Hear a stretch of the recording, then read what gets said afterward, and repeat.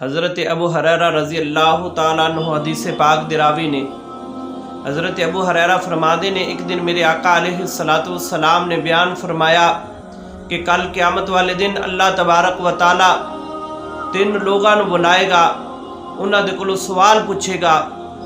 حضرت ابو ہریرہ فرماتے نے سب تو پہلے فرمایا کہ اللہ تبارک و تعالیٰ سب تو پہلے ایک قاری قرآن نو بلائے گا، ان دے کولوں پوچھے گا کہ تو قرآن مجید ساری زندگی پڑھدا رہا، کس واسطے پڑھدا رہا؟ تو وہ عرض کرے گا یا رب العالمین میں تیری رضا واسطے قرآن مجید میں پڑھدا رہا، یا رب العالمین میں تیری محبت واسطے قرآن مجید میں پڑھدا رہا۔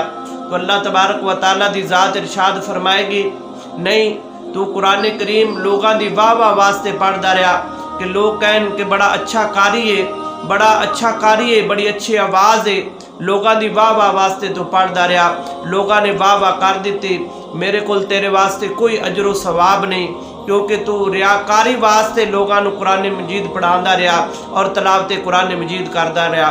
اللہ تبارک و تعالیٰ دے پیارے محبوب علیہ السلام نے ارشاد فرمایا اللہ تبارک و تعالیٰ اس آدمی نو اٹھا کے جہنم دے اندر پھینک دے گا۔ پھر فرمایا کہ اللہ تبارک و تعالیٰ ایک جہاد کرنے والے نو بلائے گا کہ پوچھے گا کہ تو جہاد کس واسطے کیتا؟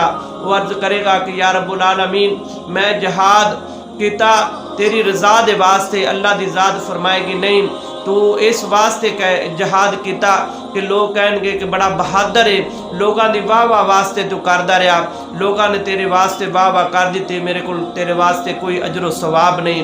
حضور فرمایا اللہ تبارک و تعالیٰ دی ذات اس انسان نو بھی جہنم دے اندر پھینک دے گی۔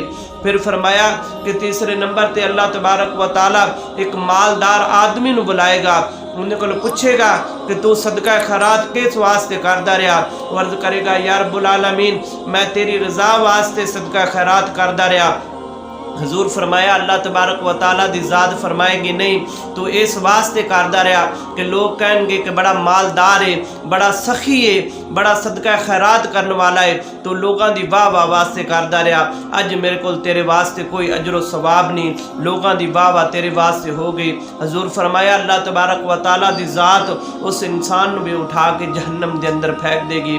پھر میرے آقا علیہ السلام نے ارشاد فرمایا کہ اے میرے صحابہ ریاکاری دی عبادت تو بچو۔